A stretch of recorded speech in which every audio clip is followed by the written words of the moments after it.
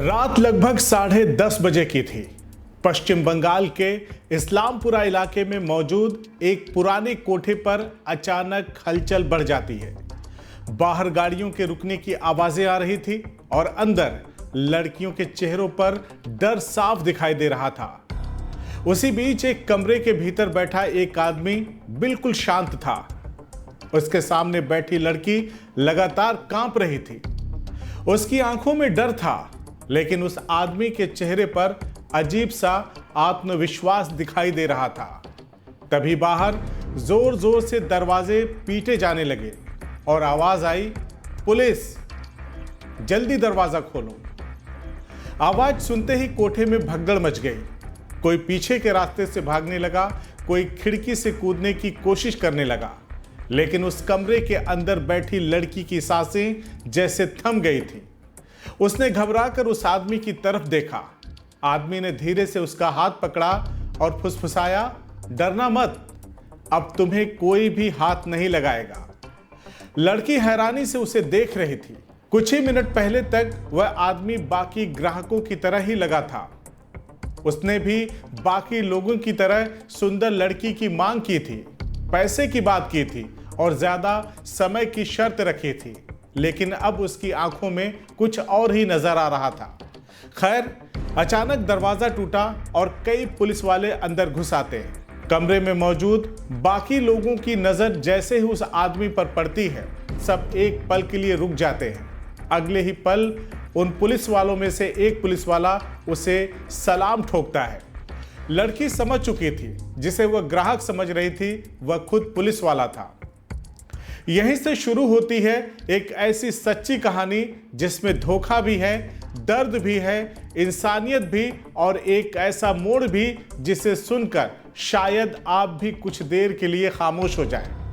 नमस्कार, आदाब, मेरा नाम वसीम है और आप CIB क्राइम स्टोरी देख रहे हैं। बिहार के पटना जिले के मनेर इलाके में रहने वाली 25 साल की लड़की, जिसका बदला हुआ नाम लता है, उसकी जिंदगी कभी सामान्य हुआ करती थी। उसकी शादी हुई, एक बेटा भी पैदा होता है और धीरे धीरे जिंदगी आगे बढ़ रही थी। लेकिन कुछ समय बाद उसका पति छोटी छोटी बातों पर उससे मारपीट करने लगता है। हर दिन अपमान, हर दिन झगड़े। मायके में शिकायत करती तो जवाब मिलता, समझौता कर लो। शादी के बाद लड़कियों की जिंदगी ऐसी ही होती है। धीरे धीरे लता अंदर से टूटने लगती है। इसी बीच उसने फेसबुक पर अकाउंट बनाया, जहां उसकी मुलाकात एक ऐसे युवक से हुई जिसने उसे प्यार, भरोसा और नई जिंदगी के सपने दिखाए। बातचीत बढ़ी, फोन नंबर बदले गए और धीरे धीरे दोनों घंटों बातें करने लगे। एक दिन लता ने फैसला कर लिया। 16 जून 2025 की सुबह वह अपने बेटे को छोड़कर घर से निकल जाती है। पटना जंक्शन पर उसका प्रेमी उससे मिलने वाला होता है, लेकिन घंटों इंतजार के बाद भी वो पटना जंक्शन पर नहीं आता, यानी उसने लता को धोखा दे दिया था। स्टेशन पर बैठी रो रही लता के पास तभी एक युवक पहुंचता है। वह लता से पूछता है, बहन, आखिर क्यों रो रही हो? उस पराये युवक के मुंह से बहन शब्द सुनकर लता उस पर भरोसा करने लगती है और थोड़ी देर की बातचीत में लता ने उसे अपना सारा दुखड़ा कह सुनाया। इस पर उस युवक ने उसकी मदद की बात कही और कहा कि बहन, अगर घर नहीं जाना चाहती तो मैं नौकरी और रहने का इंतजाम करा दूंगा।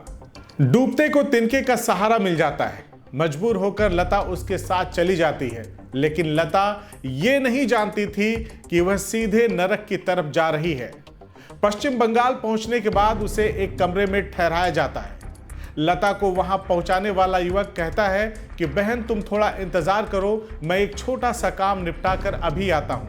लेकिन 24 घंटे का वक्त बीतने के बाद भी वह युवक नहीं आता। लता को जिस घर में ठहराया गया था, वहां पहले से मौजूद आदमी उससे जबरदस्ती करने की कोशिश करता है। लता जब उसका विरोध करती है तो वह शैतानों जैसा अट्टहास करने लगता है और कहता है, चिल्लाओ मत, तुम्हें 2 लाख रुपयों में खरीदा गया है।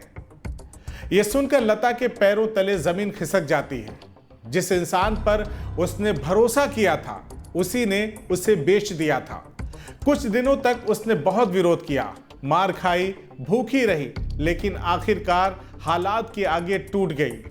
अब हर दिन नए ग्राहक आते, हर रात उसके हिस्से में सिर्फ आंसू ही बचते। लेकिन लता हारना नहीं चाहती थी। जो भी ग्राहक उसके पास आता वह रोते हुए उन्हें अपनी कहानी सुनाती और मदद की गुहार लगाती।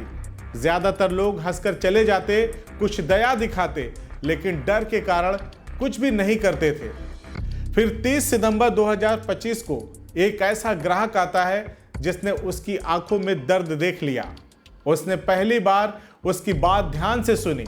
लता उससे घर पर बात करने की बात कहती है और उसका फोन मांगती है, लेकिन वह व्यक्ति उसकी बात को दरकिनार करते हुए वहां से चला जाता है।